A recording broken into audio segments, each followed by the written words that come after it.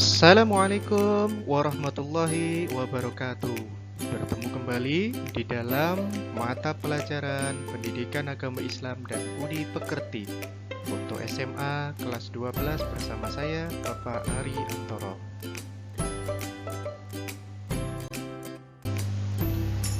Baik anak-anak sekalian, pada kesempatan kali ini kita akan memasuki bab yang baru dalam mata pelajaran Pendidikan Agama Islam dan Budi Pekerti, yaitu bab 6 tentang pernikahan di dalam Islam. Sebelum kita lebih lanjut memulai pembelajaran tentang pernikahan di dalam Islam, mari kita awali terlebih pembelajaran dahulu dengan membaca kalam surah An-Nisa berikut ini. Bismillahirrahmanirrahim. Ya ayyuhan nasu attaqu rabbakumul ladzi khalaqakum min nafsin wahidatin wa khalaqa minha zawjaha wa batha minhuma rijalan katsiran wa nisaa'a wattaqullaha alladzi tasaaluna bihi wal arham innallaha kana 'alaikum raqiba. Sadaqallahul. Dalam pembelajaran Pendidikan Agama Islam dan Budi Pekerti, bab pernikahan di dalam Islam ini ada beberapa hal yang menjadi tujuan pokok dari pembelajaran ini. Yang pertama, kalian diharapkan untuk bisa memahami bahwa akad nikah dalam pernikahan sesuai dengan Al-Quran dan hadis. Bisa mengidentifikasi macam-macam pernikahan yang terlarang di dalam Islam dan dapat menyimpulkan hikmah pernikahan di dalam Islam. Kita langsung masuk ke materi. Makna dan ketentuan pernikahan dalam Islam sesuai Al-Quran dan hadis. Pengertian pernikahan. Pernikahan atau nikah berasal dari bahasa Arab, yaitu an-nikah. Nikah secara harfiah artinya himpunan, kumpulan atau hubungan intim. Nikah secara syar'i adalah akad yang membolehkan hubungan intim dengan menggunakan kata menikahkan, mengawinkan, atau terjemahan keduanya. Nikah menurut Undang-Undang Nomor 1 Tahun 1974 Pasal 1 dalam ikatan adalah ikatan lahir dan batin antara seorang wanita dengan seorang pria sebagai suami istri dengan tujuan membentuk keluarga atau rumah tangga yang bahagia dan kekal berdasarkan ketuhanan yang Maha Esa. Hukum pernikahan. Nikah bisa menjadi mubah apabila seorang melakukan pernikahan, hukum asalnya sesungguhnya adalah mubah, atau tidak melakukan pernikahan itu juga boleh. Yang kedua, wajib. Wajib apabila seorang yang sudah mampu membayar mahar dan memberi nafkah dan takut terjerumus ke dalam perbuatan zina.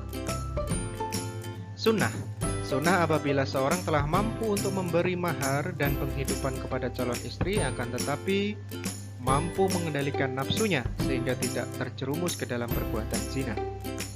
Makruh. Makruh apabila seorang belum mampu melakukan pernikahan tetapi mampu mengendalikan diri dari tuntutan nafsu seksual.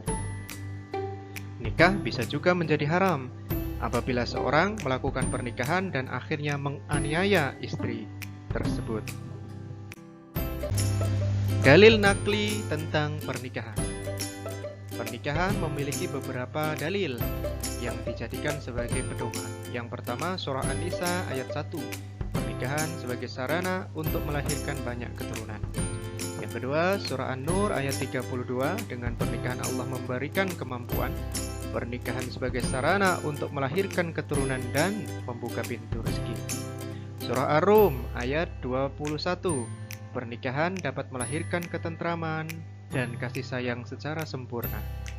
Surah Az-Zariyat ayat 49, pernikahan sebagai konsekuensi Allah menciptakan manusia secara berpasang-pasangan.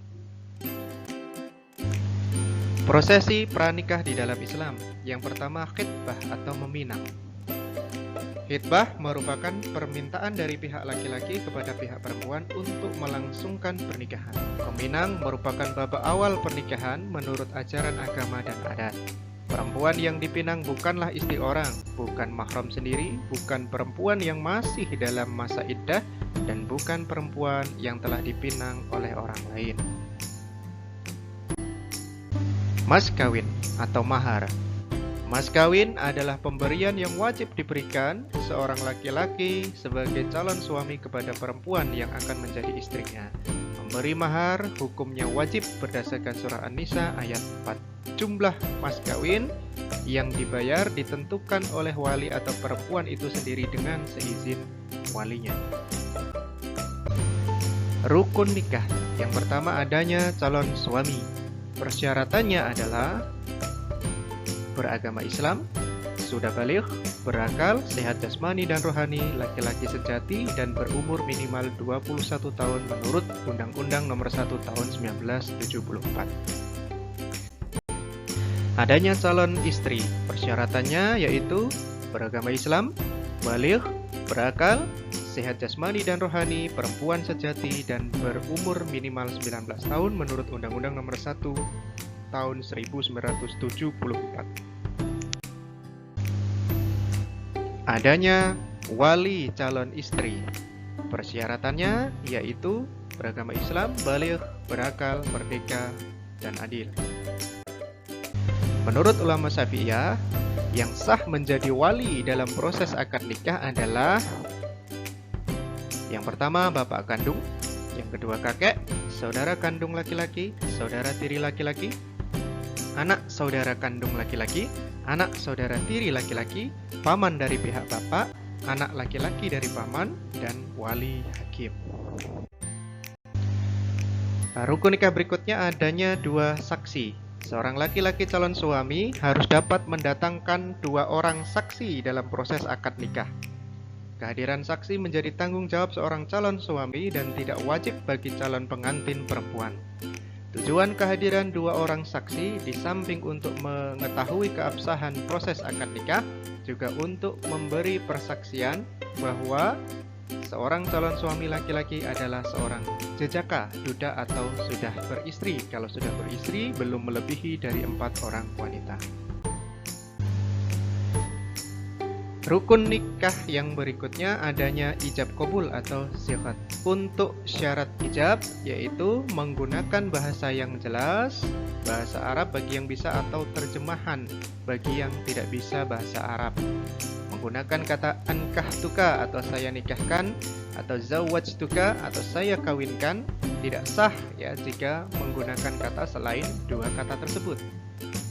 Tidak boleh menggunakan kata sindiran atau kiasan. Diucapkan langsung oleh wali atau wakilnya dengan sempurna. Tidak dibatasi dengan waktu tertentu seperti nikah mut'ah. Tidak disyaratkan dengan sesuatu yang mengikat. Kemudian syarat dari qabul yaitu menggunakan bahasa yang jelas, bahasa Arab bagi yang bisa atau terjemah bagi yang tidak bisa bahasa Arab. Yang kedua, menjawab pernyataan dalam kalimat ijab dengan segera dan tepat. Bukan merupakan kalimat sindiran, dilafalkan oleh calon suami atau wakilnya atas sebab-sebab tertentu, tidak diikatkan dengan batasan waktu tertentu, tidak disyaratkan dengan sesuatu yang mengikat, menyebut nama bakal istri, dan tidak diselangi dengan perkataan yang lain. Walimatul urs. Walimatul urs adalah resepsi atau pesta pernikahan yang dilakukan setelah proses akad nikah selesai. Tujuannya sebagai perwujudan rasa syukur kepada Allah karena telah dilakukan proses akad nikah dengan lancar. Hukum melakukan walimatul urs adalah sunnah. Hak dan kewajiban suami dan istri. Kewajiban suami terhadap istri. Yang pertama, suami wajib menggauli istrinya dengan cara baik, penuh kasih sayang, tidak kasar, dan tidak zalim. Yang kedua, suami wajib memberi nafkah kepada istri baik lahir, seperti makanan, pakaian, dan tempat tinggal. Suami wajib mengajarkan istri tentang ilmu-ilmu yang berkaitan dengan wanita seperti hukum haid, nifas, wiladah, melahirkan, istihadah, dan sejenisnya. Suami wajib berlaku adil dan bijaksana terhadap istri. Suami wajib menutup aib istri kepada siapapun. Dan terakhir, ketika ada tanda-tanda kematian, suami hendak berwasiat kepada istri. Kewajiban istri terhadap suami. Istri wajib menerima dengan ikhlas bahwa suami adalah pemimpin keluarga. Istri wajib menaati suami selama tidak dalam kemaksiatan. Istri hendaknya memenuhi kebutuhan suami dan keluarga, baik kebutuhan biologis maupun non-biologis, kecuali ada sebab-sebab syar'i yang sesuai ajaran Islam. Istri hendaknya mendahulukan hak suami di atas hak orang lain. Istri wajib menjaga harta suami dengan sebaik-baiknya. Istri hendaknya senantiasa membuat dirinya selalu menarik di hadapan suami. Istri wajib menjaga kehormatan suami selama-lamanya. Hal-hal yang dapat memutus ikatan pernikahan. Yang pertama, talak atau perceraian.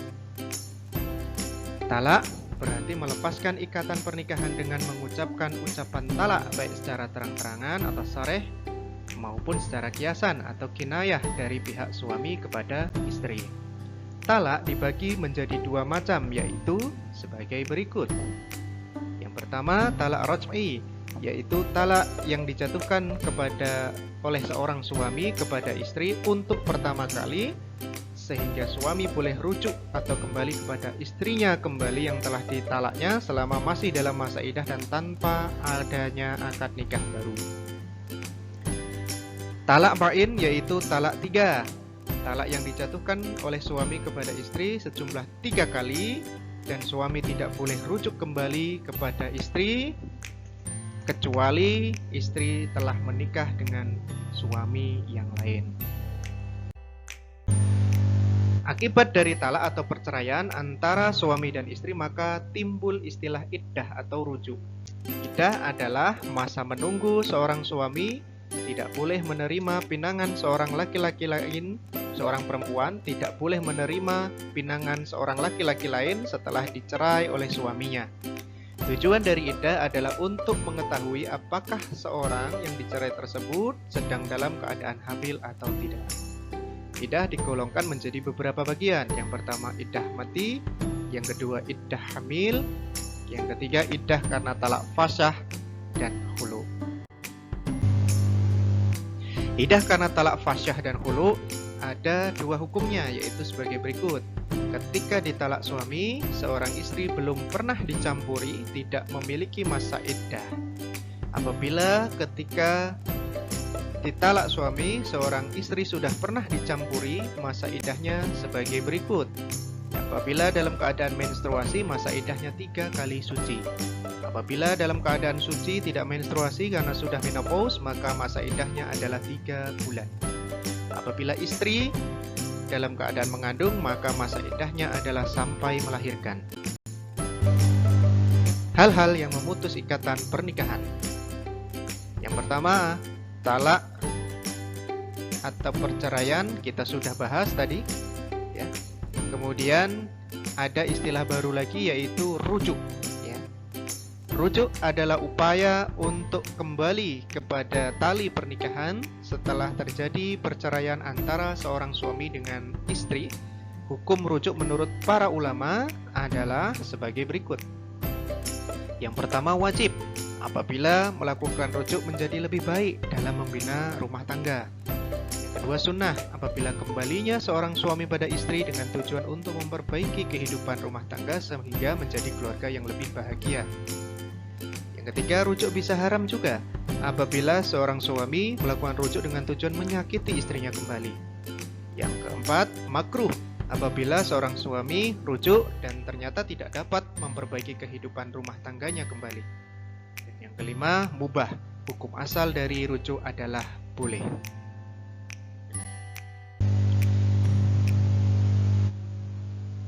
Talak atau perceraian.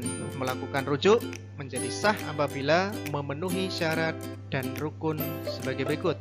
Yang pertama, seorang istri sudah dicampuri oleh suami. Yang kedua, masih berada dalam masa iddah. Yang ketiga, melakukan rujuk atas kehendak sendiri.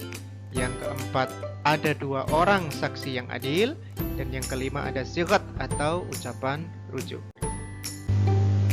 Yang berikutnya adalah fasah. Fasah adalah pembatalan pernikahan antara suami istri karena sebab-sebab tertentu. Seorang laki-laki menikah dengan perempuan yang semula tidak beragama Islam, kemudian perempuan tersebut masuk ke dalam agama Islam dan menikah dengan cara Islam. Setelah memiliki anak, perempuan tersebut kembali kepada agamanya semula, maka pernikahannya disebut batal atau fasyah. Yang kedua, khulu'. Khulu' artinya menanggalkan atau melepaskan. Dalam ilmu fikih, khulu' adalah talak yang dijatuhkan suami kepada istri atas permintaan istri dengan jalan tebusan dari pihak istri, dengan jalan mengembalikan mas kawin kepada suaminya atau dengan memberikan jumlah uang harta yang disetujui oleh mereka berdua. Khulu' diperbolehkan di dalam Islam. Yang ketiga adalah li'an. Li'an adalah sumpah seorang suami yang menuduh istrinya berzina dan suami tidak dapat mengajukan 4 orang saksi yang melihat istrinya berzina tersebut. Yang kelima, ila'. Ila' berarti sumpah suami yang mengatakan bahwa ia tidak akan meniduri istrinya selama 4 bulan atau lebih, atau dalam masa yang tidak ditentukan. Jika sebelum 4 bulan dia kembali kepada istrinya dengan cara yang baik, maka dia diwajibkan membayar denda, sumpah atau kafarat. Akan tetapi, jika sampai 4 bulan ia tidak kembali pada istrinya, maka hakim berhak menyuruhnya untuk memilih antara 2 hal, yaitu kembali kepada istrinya dengan membayar kafarat sumpah atau mentalak istrinya. Zihar. Zihar adalah ucapan suami yang menyerupakan istrinya dengan ibunya. Seperti suami berkata kepada istri, punggungmu sama dengan punggung ibuku.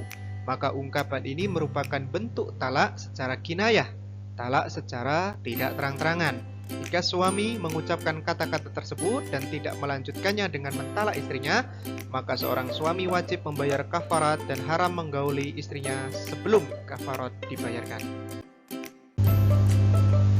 Macam-macam pernikahan terlarang di dalam Islam. Yang pertama, pernikahan semahram. Mahram adalah seorang perempuan yang haram untuk dinikahi oleh seorang laki-laki. Mahram ada 3 macam, yaitu mahram karena keturunan, mahram karena pernikahan, dan mahram karena saudara sepersusuan. Yang kedua, pernikahan sighar. Sighar adalah pernikahan silang, artinya seorang menikahkan anak perempuannya kepada seorang laki-laki dengan syarat seorang laki-laki tersebut menikahkan anak perempuannya dengan seorang anak laki-lakinya. Pernikahan tahlili. Nikah tahlili adalah menikahnya seorang laki-laki dengan seorang wanita yang sudah ditalak 3 oleh suami sebelumnya. Pernikahan ini dilakukan secara rekayasa dengan tujuan agar mantan suami dapat kembali kepada mantan istrinya tersebut yang sudah bercerai. Yang keempat, pernikahan mut'ah atau nikah kontrak. Pernikahan ini hukumnya haram karena di samping pernikahan dilakukan dengan semata-mata hanya untuk mencari kesenangan dengan dibatasi pada waktu-waktu tertentu, maka pernikahan ini juga seperti pelacuran yang terselubung atau wanita diperdagangkan seperti barang. Yang berikutnya, pernikahan yang haram. Pernikahan masih dalam masa iddah. Seorang perempuan yang telah dicerai oleh suaminya memiliki masa iddah. Iddah adalah masa menunggu. Seorang perempuan tidak boleh menerima pinangan seorang laki-laki, sehingga seorang perempuan dilarang untuk menikah seorang laki-laki sampai batas masa iddahnya habis. Pernikahan beda agama. Pernikahan yang satu ini jelas diharamkan di dalam Islam karena menikah dengan seorang perempuan yang musyrik atau kafir hukumnya dilarang di dalam Islam. Prinsip-prinsip pernikahan di dalam Islam. Yang pertama, sakinah, mawaddah, warahmah. Sakinah secara bahasa berarti tentram. Mawaddah secara bahasa berarti cinta kasih, dan rahmah berarti kasih sayang. Istilah tersebut menggambarkan perasaan batin manusia yang sangat luhur dan penuh nilai-nilai spiritual. Semuanya terbentuk dari suasana hati yang penuh keikhlasan dan kerelaan berkorban demi kebahagiaan bersama di dalam berumah tangga. Yang berikutnya, muasyarah bil ma'ruf, berperilaku sopan dan beradab. Seorang suami terhadap istri dalam bergaul sehari-hari harus memiliki perilaku yang sopan dan santun. Begitu pula istri terhadap suami. Prinsip musawwamah, kesejajaran untuk saling melengkapi dan saling melindungi. Setelah seorang laki-laki melakukan ijab qabul dalam akad nikah, sudah mulai berlaku prinsip musawwamah. Prinsip sejajar untuk saling melengkapi dan saling melindungi di dalam kehidupan sehari-hari. Yang berikutnya, prinsip musyawarah. Saling bermusyawarah, komunikasi secara baik. Dengan prinsip musyawarah ini di antara suami dan istri dijaga dengan baik, setiap persoalan akan memperoleh penyelesaian yang terbaik. Hikmah pernikahan di dalam Islam. Yang pertama, dapat meningkatkan ibadah kepada Allah, dapat memperoleh ketenangan dan ketentraman jiwa, dapat mengendalikan pandangan dan menjaga kehormatan. Yang berikutnya, dengan nikah dapat memenuhi kebutuhan biologi secara sah dan halal. Dengan nikah dapat memperoleh keturunan yang sah. Dan yang terakhir, dengan nikah dapat membentuk keluarga yang Islami. Demikian anak-anak, terima kasih telah menyaksikan video pembelajaran tentang pernikahan di dalam Islam. Semoga kalian semua dapat memahami dengan baik. Akhiri, billahi taufiq wal hidayah. Wassalamualaikum warahmatullahi wabarakatuh.